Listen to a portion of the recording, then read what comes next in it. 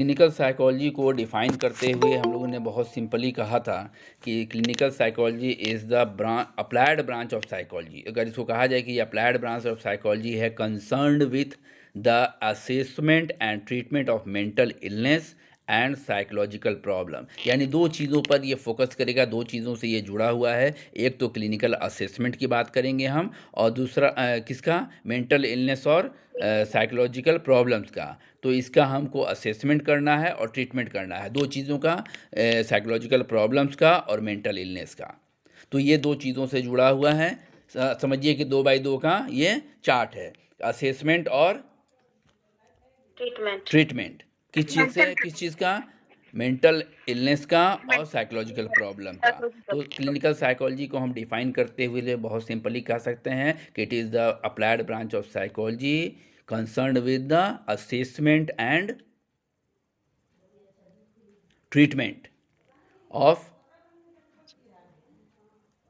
psychological problem and mental illness। ठीक है। कुछ बुक्स के नाम अगर आप क्लिनिकल साइकोलॉजी के बताना चाहें तो कौन कौन से राइटर की बुक्स आपने पढ़ी है, आइडिया है कुछ? जी सर, कोर्चिन की है क्लिनिकल साइकोलॉजी एक की, मिनट, एक मिनट, प्लांटे की बुक है, अरुण कुमार की। अरुण कुमार नहीं बोलना है, कोर्चिन की। सर एक तो कोर्चिन की बुक है। हाँ जी, और एक है प्लांट शेफर और लेजारस।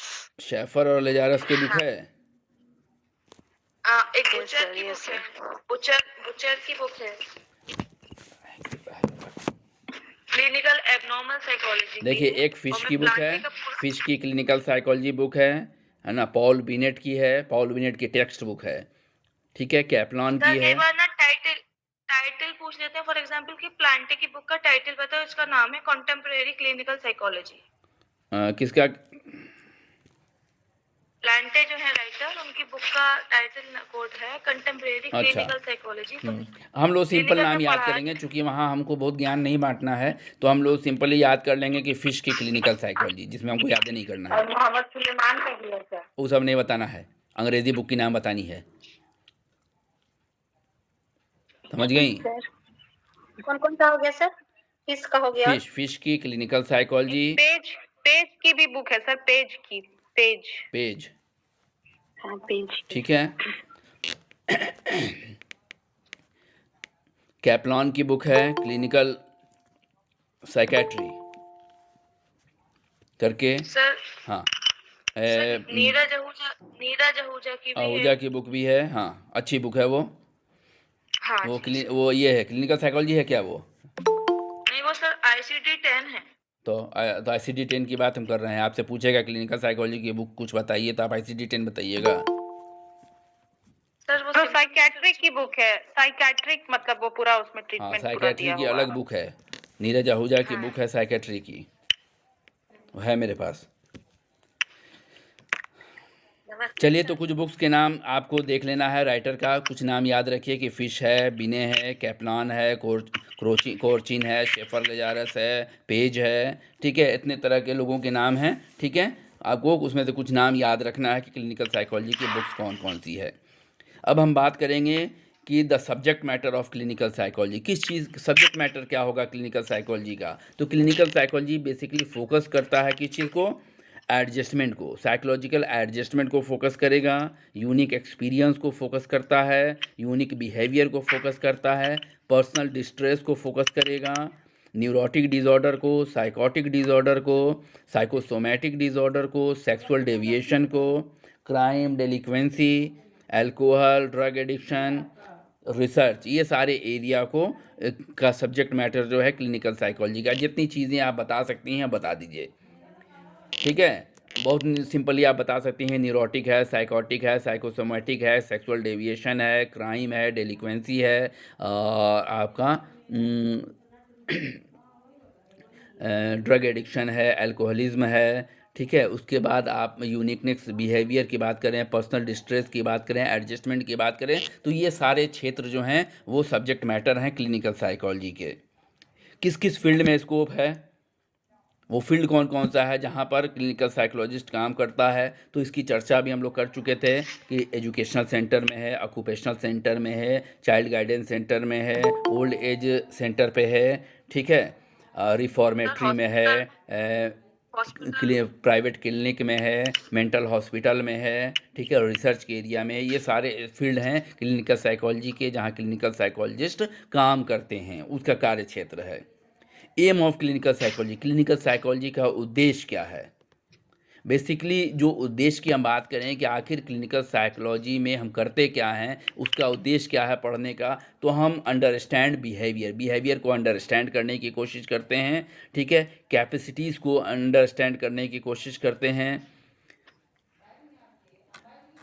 उसके बाद से बिहेवियर कैरेक्टरिस्टिक्स को समझने की कोशिश करते हैं, व्यक्ति के यूनिकनेस को समझने की कोशिश करेंगे, पर्सनल डिस्ट्रेस को रिड्यूस करेंगे, ठीक है, साइकोलॉजिकल एडजस्टमेंट को इम्प्रूव करेंगे। इसके अलावा जिस फील्ड में है, गाइडेंस में, काउंसलिंग में, जहाँ चली जाइए वहाँ इसके एम्स आपके निर्धारित किए हुए हैं। तो जो स्कोप्स है, जो फील्ड है, वहाँ से आपके एम्स निर्धारित ऑटोमेटिकली हो जाएंगे।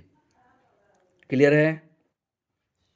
फिर फंक्शन ऑफ क्लिनिकल साइकोलॉजी की बात करें हम लोग कि फंक्शंस कहाँ काम करता है क्लिनिकल साइकोलॉजिस्ट, तो क्लिनिकल साइकोलॉजिस्ट बेसिकली असेसमेंट के एरिया में काम करेगा, ट्रीटमेंट यानी आपको ट्रीटमेंट देने के एरिया में काम करेगा, रिसर्च के क्षेत्र में काम करता है, टीचिंग के क्षेत्र में काम करेगा, काउंसलिंग के क्षेत्र में काम करेगा, और कहीं कहीं एडमिनिस्ट्रेशन के क्षेत्र में भी काम करते देखा गया है।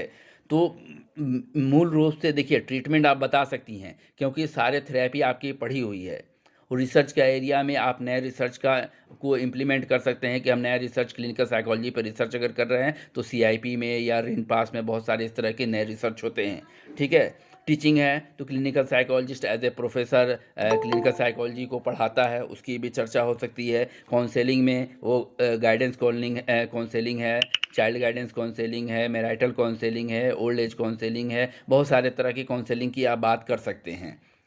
फंसेगा चक्कर कहाँ? असेसमेंट में। तो असेसमेंट हम लोग का एक पूरा टॉपिक है अलग से, ठीक है। ये असेसमेंट आप पढ़ लीजिएगा तो वहीं से सवाल आएगा। असेसमेंट और डायग्नोसिस, क्लिनिकल साइकोलॉजी में 3 चीज़ों को हमको जानना है, असेसमेंट, डायग्नोसिस एरिया, ठीक है, और आपका ट्रीटमेंट। क्योंकि फोकस किस चीज़ पर है? असेसमेंट और ट्रीटमेंट पर। मेंटल इलनेस जितनी भी चीज़ें हैं या साइकोलॉजिकल प्रॉब्लम है वो पूरा एबनॉर्मल साइकोलॉजी उठ के चला जाएगा, तो वहाँ का पढ़ा हुआ आपके यहाँ काम आ जाएगा। तो 4 चीज़ें जिस पर डिफिनेशन में हम लोगों ने फोकस किया था कि असेसमेंट और ट्रीटमेंट ऑफ मेंटल इलनेस और किस चीज़ का? साइकोलॉजिकल प्रॉब्लम का। तो साइकोलॉजिकल प्रॉब्लम और मेंटल इलनेस दोनों आपके एबनॉर्मल से कवर हो जाएंगे, ठीक है। थेरेपी और असेसमेंट, तो थेरेपी भी आपका पूरा देखा हुआ है, एक बार हम लोग रिवीजन करेंगे, लेकिन असेसमेंट क्या चीज़ें हैं और डायग्नोसिस क्या चीज़ है ये देखना ज़रूरी होगा क्लिनिकल में, यहाँ से क्वेश्चन बनेगा। एक अच्छे क्लिनिकल साइकोलॉजिस्ट में क्या गुण होने चाहिए, कोई बता सकता है? यस सर, क्लिनिकल साइकोलॉजी जो है ना ट्रेन होना चाहिए अच्छी जगह से। He should be have good quality of clinical psychology such as जैसे कॉन्फिडेंशियलिटी होनी चाहिए, एम्पैथी होनी चाहिए उसके अंदर।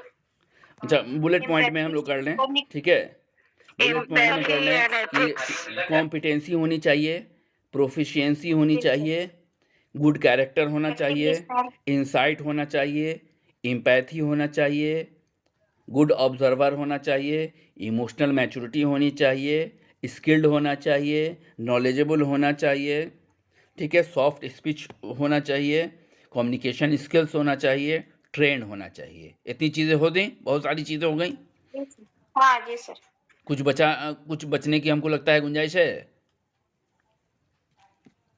गुड लिसनर भी डाल सकती हैं, गुड लिस्ट एक्टिव लिसनर भी बोल सकते हैं हाँ सर। ठीक है, वो भी डाल सकती हैं, ठीक है। हाँ, इवैल्यूएशन स्किल्स भी बोल सकते हैं। वो तो हम लोगों ने डाला है ना उसमें, कम्युनिकेशन स्किल में। फ्लेक्सिबिलिटी भी डाल सकते हैं सर, फ्लेक्सिबिलिटी, ठीक है, मतलब ऐसे बहुत सारे, उतना टाइम नहीं रहता है, आप इंटरव्यू में 4-5 बोलिएगा, आपको सारा चीज़ याद भी नहीं आएगा, तो जो मेन चीज़ है वो हमको बोल लेना है, ठीक है। इसी को तो कन्वर्ट करें तो क्लिनिकल ये जो है ना काउंसलर का जो गुण है उसको भी इसमें ऐड कर सकते हैं। काउंसलर के जो मैक्सिमम गुण हैं वही क्लिनिकल साइकोलॉजिस्ट के गुण में आप उसको मर्ज कर सकती हैं। रिकॉर्डिंग हुई है सर, जी रिकॉर्डिंग जी हो रही है। हाँ हो रही है हाँ, भाई। हो रही है। Thank you. अब बात हम लोग कर लें कि क्लिनिकल साइकोलॉजी और एबनॉर्मल साइकोलॉजी के बीच में क्या डिफरेंसेस हैं। कोई आइडिया? क्लिनिकल साइकोलॉजी में हम फोकस करते हैं असेसमेंट और ट्रीटमेंट पर, और एबनॉर्मल साइकोलॉजी में क्या करते हैं? Classification, classification. क्लासिफिकेशन सिम्टम्स, और etiology. Etiology. Very good. Classification कि उसको हम कहाँ रख सकते हैं, ठीक है, उसके सिम्टम्स कौन कौन से होंगे, और उसकी इटियोलॉजी यानी उसके कारण कौन कौन से होंगे, ठीक है। कॉजेस। ट्रीटमेंट भी डाल सकती हैं आप इसमें, लेकिन तीन ही चीज़ डालिएगा, सिम्टम, कॉजेज और इटियोलॉजी। इटियोलॉजी। तो कॉजेज आ गया, सिम्टम, कॉजेज और क्लासिफिकेशन, क्लासिफिकेशन। ठीक है। क्लासिफिकेशन है। क्लासिफिकेशन को हम Diagnosis, classification. assumption।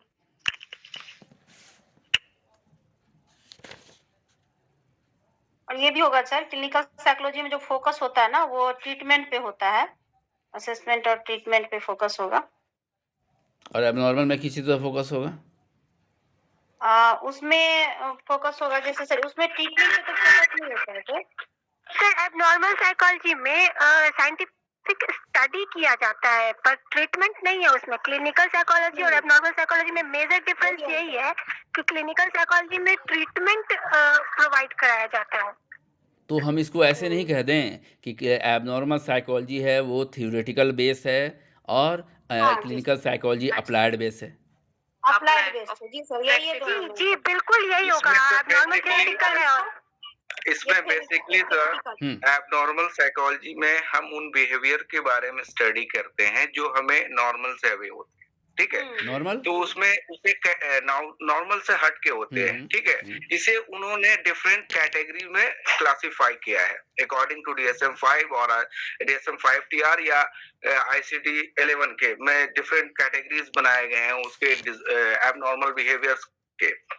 तो इसे इसमें सिर्फ हम स्टडी करते हैं बिहेवियर्स के बारे में, और क्लिनिकल साइकोलॉजी में हम असेसमेंट, स्टडी विद ट्रीटमेंट, ये नॉर्मल एंड एबनॉर्मल दोनों का हो जाएगा सर इसमें।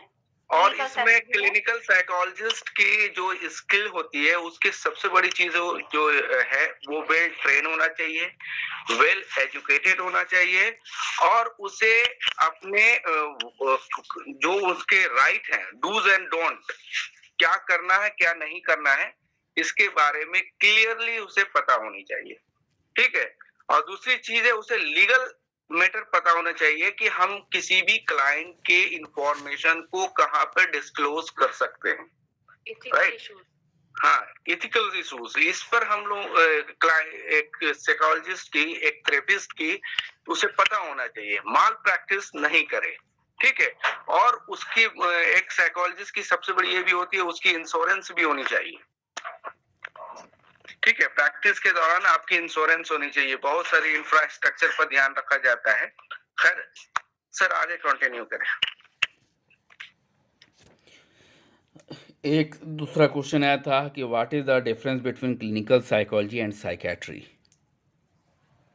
क्लिनिकल साइकोलॉजी और एबनॉर्मल साइकोलॉजी के बीच में हम लोगों ने अंतर कर लिया कि क्या चीज़ें हैं। अब हम लोग बात करेंगे कि क्लिनिकल साइकोलॉजी और साइकेट्री में क्या डिफरेंसेस है। तो क्लिनिकल साइकोलॉजी जो है वो साइकोलॉजी का एक अप्लाइड ब्रांच है, जबकि आपका साइकेट्री जो है वो मेडिसिन का मेडिकल साइंस या मेडिसिन का एक ब्रांच है। दोनों के ब्रांचेस अलग हैं, ठीक है। क्लिनिकल साइकोलॉजी जो है वो MA की डिग्री के उपरांत आप ले सकते हैं, जबकि आपको साइकेट्री की डिग्री जो है वो MBBS करने के बाद आप उसमें अलग से आपको पढ़ाई करनी पड़ेगी। इसके बाद क्लिनिकल साइकोलॉजी का क्षेत्र काफ़ी बड़ा है, लेकिन जो साइकेट्री का क्षेत्र है वो लिमिटेड है, कुछ बीमारी तक ही सीमित है। क्लिनिकल साइकोलॉजिस्ट में साइकोलॉजिकल मेथड यूज़ करके हम ट्रीटमेंट देते हैं, जबकि साइकेट्री में हम मेडिसिन यूज़ करते हैं। तो ये सारे कुछ 4-5 डिफरेंसेस हैं जो आपको याद रखने होंगे, ठीक है।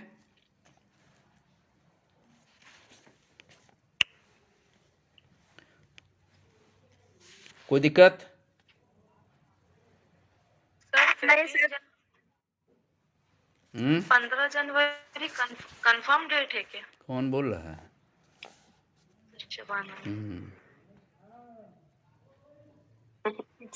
आते हैं गैब से ये मज़ामी ख्याल में। अरे पढ़िए ना, 26 जनवरी के बाद करो। अब पढ़ते पढ़ते बीच में कहाँ चली जाती हैं आप? तो माइंड में वो इंटरव्यू घूम रहा है। अब मान लीजिए कि नहीं होगा तो क्या कर लीजिएगा, और हो जाएगा तो क्या कीजिएगा, बोलिए। 16 को होगा तब क्या कीजिएगा? 16 को सर बोले हैं। अरे हम एग्जैक्ट डेट भी तो डिस्क्लोज नहीं कर सकते हैं। कर सकते हैं ग्रुप में 50 आदमी जुड़ा हुआ है, 5,000 जगह खबर कर देगा। ओके।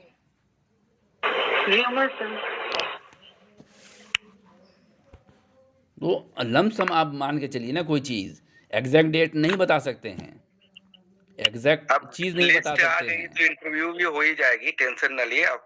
10 से टाइम 15 नहीं है, दिन आप और 15 वेट मान के करें। चलिए, 15 से 25 मान हाँ। के चलिए बस। वेट कीजिए और अच्छे से अपने जो भी वीकनेस है उसको कम फोकस दूर कीजिए। करें। बस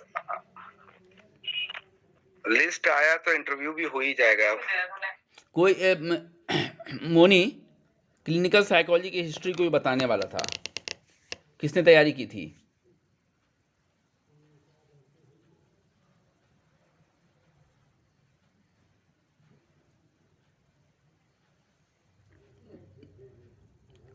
कौन कौन टॉपिक लेके लोग आए थे क्लिनिकल साइकोलॉजी के कि हम पढ़ाएंगे, और सब गायब?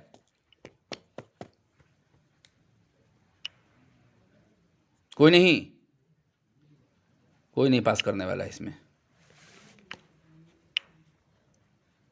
सबको बोला गया था कि आपको मान के चलिए कि ये टॉपिक आपको इंटरव्यू में पढ़ाना है, उस हिसाब से आप तैयार होके आइएगा। जब आप लोग यहाँ तैयार होके नहीं आते हैं तो आप वहाँ तो बिल्कुल नहीं जा पाइएगा।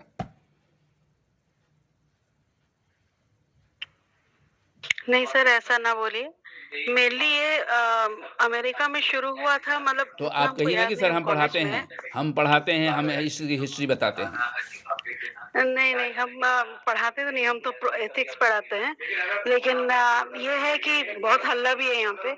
मेनली ये अमेरिका में शुरू हुआ था, जेल में कैदियों के लिए ये करने के लिए। और उसके बाद मेनली जॉन एफ कैनेडी आए, जब उनकी जो बेटी थी कि बहन थी वो मेंटली रिटार्डेड थी, तब शुरू हुआ था। और ये बहुत ही रिसेंट है, और मेनली 1960s के बाद इंडिया में शुरू हुआ। पहले यहाँ पर साइकोलॉजी डिपार्टमेंट केवल कोलकाता यूनिवर्सिटी में था। उसके बाद फिर धीरे धीरे जो है 1970s में आपको अप्लाइड क्लिनिकल साइकोलॉजी भी शुरू हुआ, इसमें पटना भी शुरू हुआ, जो डिप्लोमा होता है, और बहुत ही रिसेंट है। तो बहुत एग्जैक्ट तो याद नहीं है, इतना मैं शेयर करना चाहूँगी। कैसे रिसेंट है स्मिता? हिपोक्रेट्स के टाइम से साइकोलॉजिकल डिसऑर्डर का ट्रीटमेंट हो रहा है, कैसे आप कहती हैं कि ये रिसेंट है? नहीं सर, हम लोग जो पढ़ते हैं ये तो आधुनिक वाला में पढ़ते हैं ना। ऐसे तो हम लोग के हजारों साल पुराने तो आप इतिहास हम आपसे पूछ सोक्रेट्स और रहे हैं, हिप्पोक्रेटिस तो हम और ये आपसे सब इतिहास तो हम पूछेंगे लोग तो आप कलकत्ता बताइएगा हमको, ये बताइए। नहीं सर, मैंने अपना शेयर किया। और वही आप तो लोग पूछ रहे हैं कि अगर आपसे पूछे कि आप हिस्ट्री बताइए थोड़ी क्लिनिकल साइकोलॉजी की, तो आप उसको इंडिया में ले आइएगा कि रिसेंट है ये। नहीं सर, इंडिया में तो इधर शुरू हुआ है, ये मेनली अमेरिका में शुरू हुआ था 1900 समथिंग में।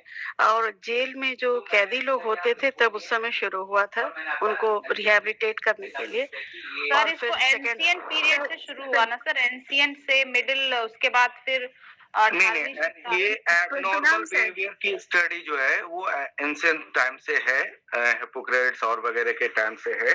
बट इसे साइकोलॉजिकली स्टडी करेंगे तो वो आप जब भी करेंगे तो जब से वो साइकोलॉजी आपका सेपरेट हुआ 1879 के बाद। याद रखिए 1896 ईस्वी, 1896 ईस्वी में।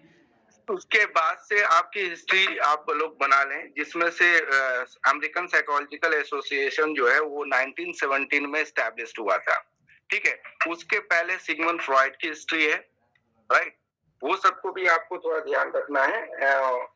और बहुत सारे ऐसे वर्ल्ड वार फर्स्ट से लेके वर्ल्ड वार सेकेंड में एक बहुत एबनॉर्मल बिहेवियर जो है जिसे कैटेगराइज किया गया है पोस्ट ट्रॉमेटिक डिसऑर्डर में, तो वो वर्ल्ड वार 2 के बाद वो काफी चर्चा में आया था, ठीक है।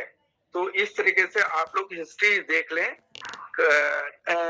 जब से 1879 के बाद से हिस्ट्री आप लोग बनाते जाएं कि किस किस स्टेट में कौन सी ऑर्गेनाइजेशन स्कूल्स डेवलप हुई थी, और सब ने अपनी अपनी स्कूल्स में एबनॉर्मल बिहेवियर और उसके ट्रीटमेंट पर ही चर्चा की है, ठीक है। तो वो सारी हिस्ट्री ही है साइकोलॉजी की, और एबनॉर्मल साइकोलॉजी की भी और क्लिनिकल साइकोलॉजी की भी।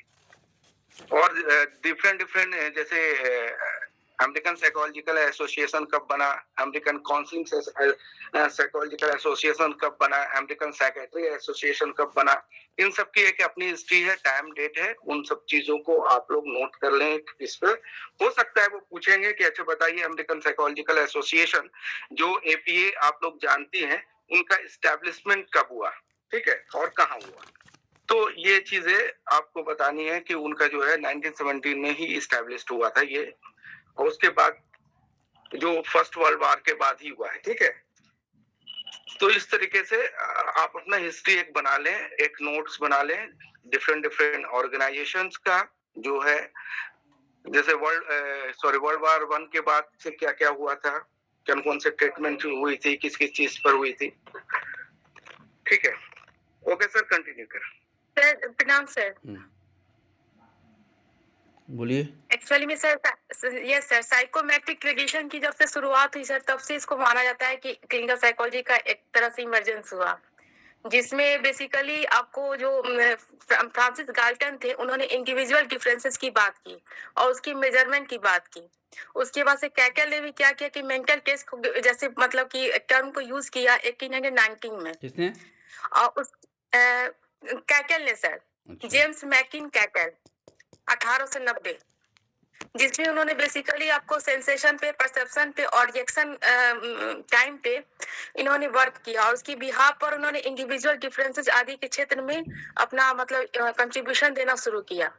उसके बाद से 1905 में बिनी एम साइमन का जो केस आया फ्रांस के मेंटल रिटार्डेड बच्चों के इंटेलिजेंस को चेक करने के लिए, जिसके बाद से इसमें देखा गया कि आपको 1911 में गोडार्ड ने इसका इंग्लिश में ट्रांसलेशन किया, 1916 में इसको टर्मन ने इसको स्टैनफोर्ड यूनिवर्सिटी में इसका डेवलपमेंट किया, जिसके बाद से मतलब कि ग्रेजुअली इसमें मतलब कि इंटेलिजेंस को मेजरमेंट की बात जब से शुरू होने लगी, तो इंडिविजुअली मतलब कितने तरह के डिफरेंसेस से इसको लोगों के प्रति जागरूकता बढ़ी, और आईक्यू को मेजर करने के लिए उस समय आपको फार्मूला भी आया। उसके बाद से जब अच्छा, इस सब में क्लिनिकल साइकोलॉजी कहाँ है, जितनी बात आपने बताई? सर एक्चुअल में सर हम लोग जो पढ़े हैं सर, उसमें दिया हुआ था कि मतलब कि एंटीसीडेंट फैक्टर जो उसका एंटीसीडेंट फैक्टर का मतलब होता है पूर्ववर्ती कारक, किसी चीज़ को उभरने, यानी हमारे उभरने। हम पूछ रहे हैं आप मेरे बारे में बताइए, और आप बता रही हैं हमारे फादर के बारे में, हमारे दादा के बारे में। तो हमारे उभरने में उनका क्या योगदान है, हमारे उभरने में हमारे बाप का क्या योगदान, हमारे दादा का क्या योगदान, आप ये बता रही हैं। हमारा योगदान कहाँ है सर? यहाँ पे मतलब कि टोटलिटी में है कि इसके बाद से जैसे जैसे डायनेमिक रेडिएशन आया, फ्राइड का कॉन्सेप्ट आया, फिर अरे आपको तो बहुत है सिंपली कि नहीं बता सकते हैं कि 1896 ईस्वी में अमेरिका में सबसे पहले क्लिनिकल साइकोलॉजी की बुनियाद रखी गई।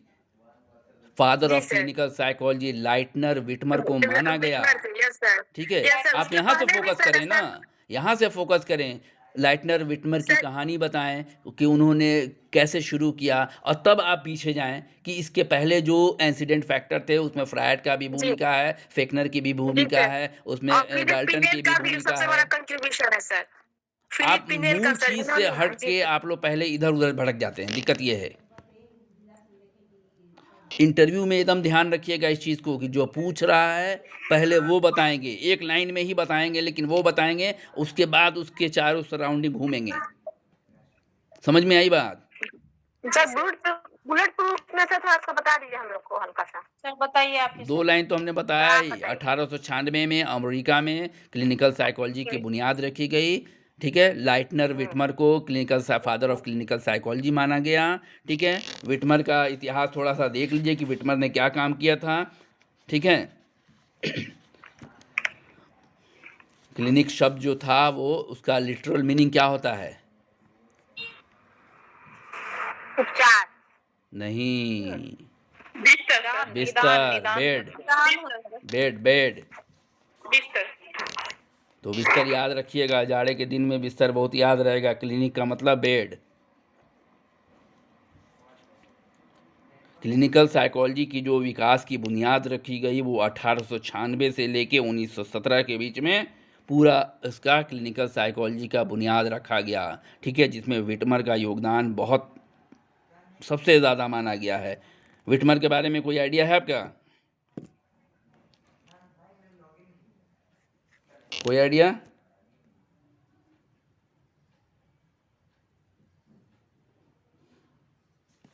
हम लोग के टीचर ने बताया था, हमने पढ़ा तो नहीं है, लेकिन टीचर ने बताया था कि विटमर जब क्लास रूम में पढ़ा रहे थे तो उन्होंने एक बच्चे को देखा जिस बच्चे को अटेंशन नहीं हो पा रहा था, वो देख नहीं पा रहा था। तो उन्होंने ध्यान दिया तो मालूम चला कि उस लड़के के आई साइट में प्रॉब्लम है। तो ये प्रॉब्लम को ध्यान में रखते हुए उन्होंने उसको क्लिनिकल ट्रीटमेंट करवाया, उसकी आँख की रोशनी दिखवाई, और उसके बाद से उनको ध्यान आया कि क्लासरूम में बहुत सारे ऐसे बच्चे हैं जिनको क्लिनिकल असेसमेंट की ज़रूरत है। और यहाँ से उन्होंने बुनियाद रखी क्लिनिकल कि कुछ बच्चे बहुत तेज़ हैं, कुछ बच्चे डल हैं, कुछ बच्चे मेंटली रिटार्डेड क्रम में हैं, तो उनको फोकस्ड की ज़रूरत है कि उनके साथ हम कैसे ट्रीट करें, कैसे काम करें, कैसे गाइडेंस दें। तो यहाँ से उन्होंने बुनियाद रखी थी क्लिनिकल साइकोलॉजी की। वैसे हम इसकी हिस्ट्री भेज देंगे थोड़ी सी अच्छे से करके, ताकि आप बहुत आसानी से बुलेट पॉइंट में बता पाइए, क्योंकि मैक्सिमम लोग जो होंगे उनका क्लिनिकल साइकोलॉजी स्पेशल पेपर होगा। आप हमको पता है कि आप थेरेपी बता लीजिएगा, हमको बिल्कुल पता है कि आप बीमारी के बारे में बता लीजिएगा, लेकिन बहुत सारे दिक्कत कहाँ होंगे? DSM-4, DSM-5 में, ICD-10 में, क्लासिफिकेशन में, डायग्नोसिस में, असेसमेंट में, और थोड़ी सी हिस्ट्री जानना बहुत ज़रूरी है बैकग्राउंड में। इतनी चीज़ें कर लें अगर हम लोग, तो हम लोग का क्लिनिकल साइकोलॉजी करीब करीब कंप्लीट हो जाएगा। बहरहाल हम लोगों ने और भी टॉपिक डाला था।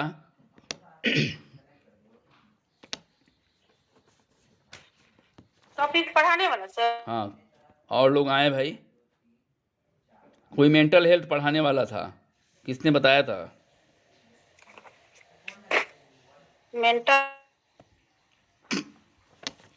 यही तो है कि लोग हिम्मत नहीं कर पा रहे हैं। नहीं सर, मेरा टॉपिक कुछ और था, क्या लेकिन था? मेंटल हेल्थ कहिएगा तो हम बता देंगे। क्या सर, था? सर मेरा तो काउंसलिंग था, गाइडेंस था, स्टेप था उसका, और स्किल्स था, ये था।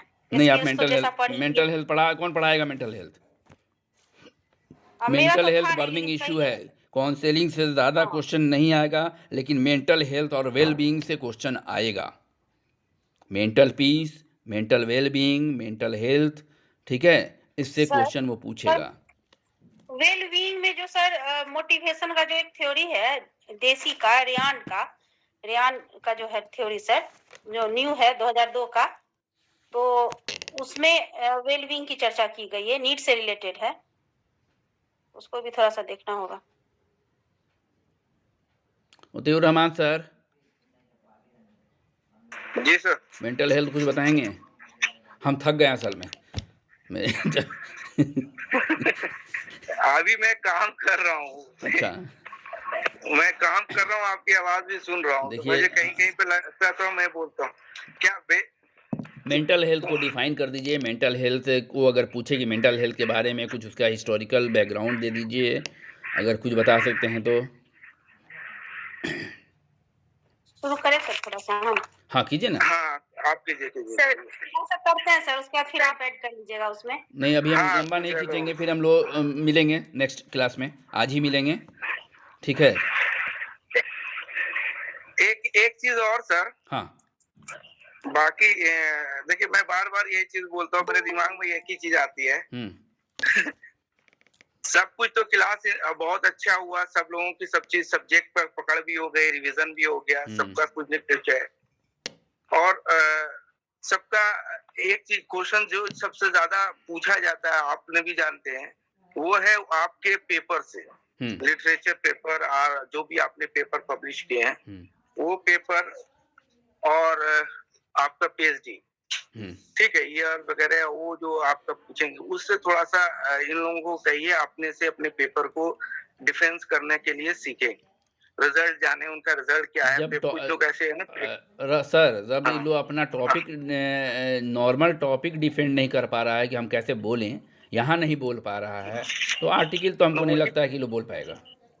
हाँ, प्रैक्टिस थोड़ा सा होना चाहिए क्योंकि वो डर है ना, ये आप डर तो खत्म नहीं हो रहा है, जिस चीज़ का हमको डर है वो डर खत्म नहीं हो रहा है इन लोग का। डर खत्म नहीं हो रहा है। प्लीज आप लोग इस उस ग्रुप पर में तो वो फोकस होना नहीं चाहिए कि करें। सर हम बोलेंगे, पहले हम बोलेंगे, लड़ाई हो जानी चाहिए कि आप रुकिए पहले हाँ, हम बोलेंगे। 10 मिनट में ना 6 मिनट तो आपसे इसी चीज पर चर्चा हो गया। शुरुआत का हाँ, आपका ठीक थेसिस है, पकड़ेगा, हाँ। थेसिस को डिफेंड करना पड़ेगा, थेसिस से कोई टॉपिक अगर उसने निकाला, ठीक है, हाँ। तो निकाला, 1-2 सवाल पूछेगा, उसके बाद आपको भेज देगा अगर पढ़ाने वो के लिए। आउटसाइडर होगा ना, एक चीज और मैं बात बता दूं आप लोग को सभी से, अगर वो किसी अच्छे आउटसाइड से आया होगा, बिहार से बाहर का होगा, तो वो बदमाशी करेगा आपके साथ, वो आपको यहीं फंसाएगा, वो मालूम है वो यहीं फंसेंगे।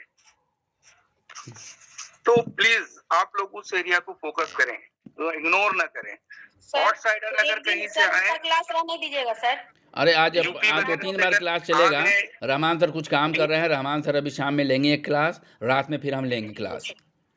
ठीक आधे घंटे का ही लेंगे हम लोग, लंबा नहीं क्लास करेंगे, सर आधे 4-5 घंटे आदमी का। अपना टॉपिक सर 4-5 आदमी अपना टॉपिक प्रेजेंट करेंगे हाँ और थोड़ा सा आप लोग जो है ना उसी हाँ में से क्वेश्चन करके घुमाने का कोशिश कीजिएगा सर हम लोग को। हाँ ठीक है। ठीक सर मेंटल को डिफाइन करना है कि सर उसके मूवमेंट की बात बताएं। हैं मेंटल Mental हेल्थ health को मूवमेंट भी define बता करना है, सकते। सर। हाँ बताइए ना, मेंटल देखिए, जब मेंटल हेल्थ आपसे जी पूछ दिया सर, गया कि मेंटल हेल्थ के मेंटल बाद, health is a state of well being, physical, mental and social and not mainly an absence of mental illness. यानी कि मेंटल हेल्थ हमारा क्या होता है कि टोटलिटी में हम उसको पूरे रूप से मानते हैं कि वह हमारा कुशल क्षेम है जो हमारे सारे क्षेत्र से रिलेटेड है, और इसको हम मानसिक रूप से जो रोगी नहीं है उन्हीं के आधार पर हम इसको डिफाइन नहीं कर सकते हैं। यानी हम अपने पूरे क्षेत्र में कितने अच्छे से वेल एस्टेब्लिश्ड है उसके आधार पर मेंटल हेल्थ की बात होती है। मेंटल में तो बहुत सारे कंपोनेंट हमको देखने को मिलते हैं, बहुत तरह से इसको हम लोग समझ सकते हैं। आवाज़ आपकी नहीं आ रही है। हाँ, आ गया जी सर। हेलो बोलिए। जी सर।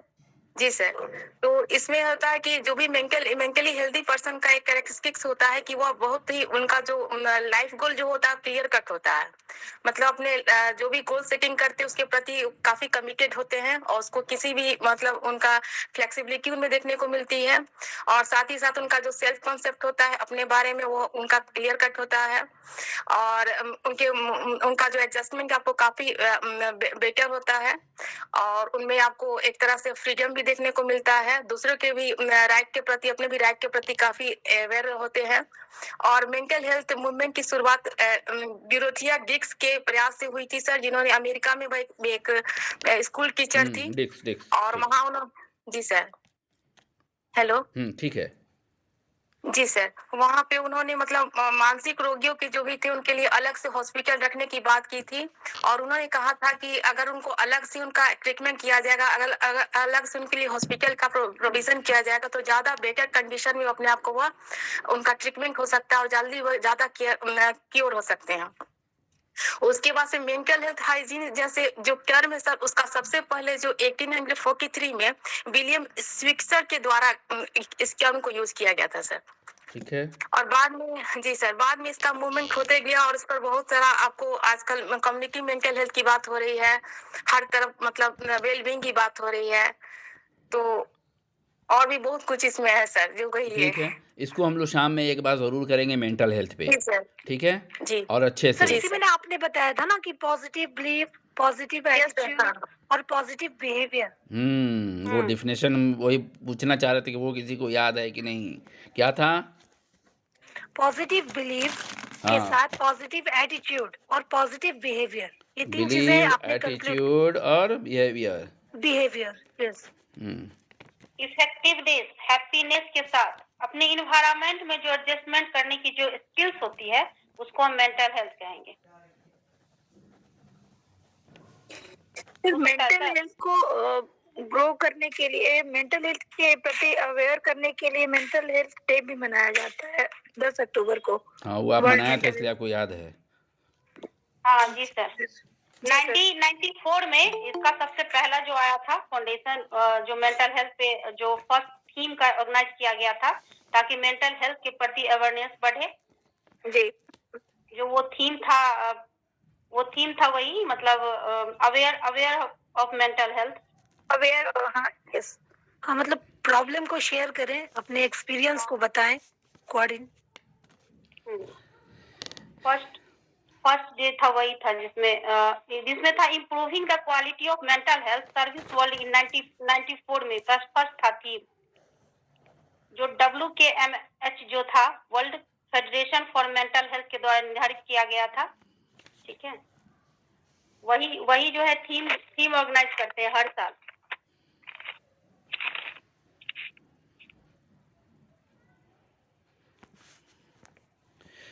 शाम में हम लोग क्लास में असेसमेंट देखेंगे, ठीक है, जी सर। और मेंटल हेल्थ देखेंगे, जी सर।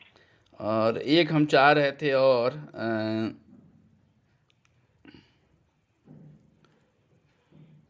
कम्युनिटी साइकोलॉजी देख लेते हैं, ठीक है। Yes sir.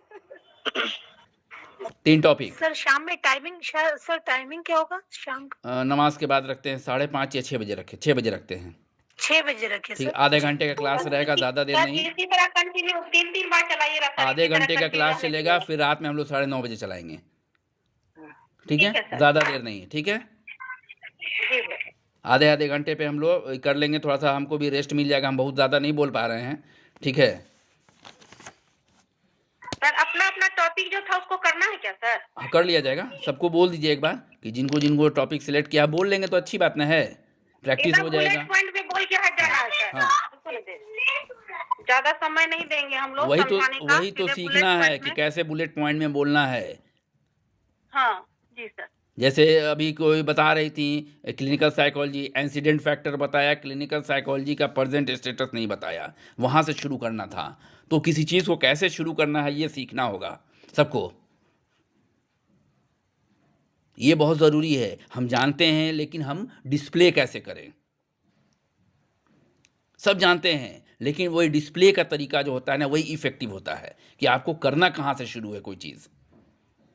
आप मान के चलिए कि 10 मिनट में आपको थीसिस भी बताना है, आर्टिकल भी बताना है, आपको पढ़ाना भी है, तो मुश्किल से 3 मिनट ऐसा होगा जो आपको कुछ सवाल रिलेटेड देगा कि ठीक है, जो आपके टॉपिक से रिलेटेड निकाल के बाहर ले आए या आपके पढ़ाने से बाहर ले आए, या पूछ ले कि आपका स्पेशल पेपर क्या था, आपने सिलेबस कौन कौन सा देखा है, ठीक है, आपने एमए में पढ़ाया है या पढ़ा है तो क्या क्या पढ़ा है, वहाँ से वो उठाएगा।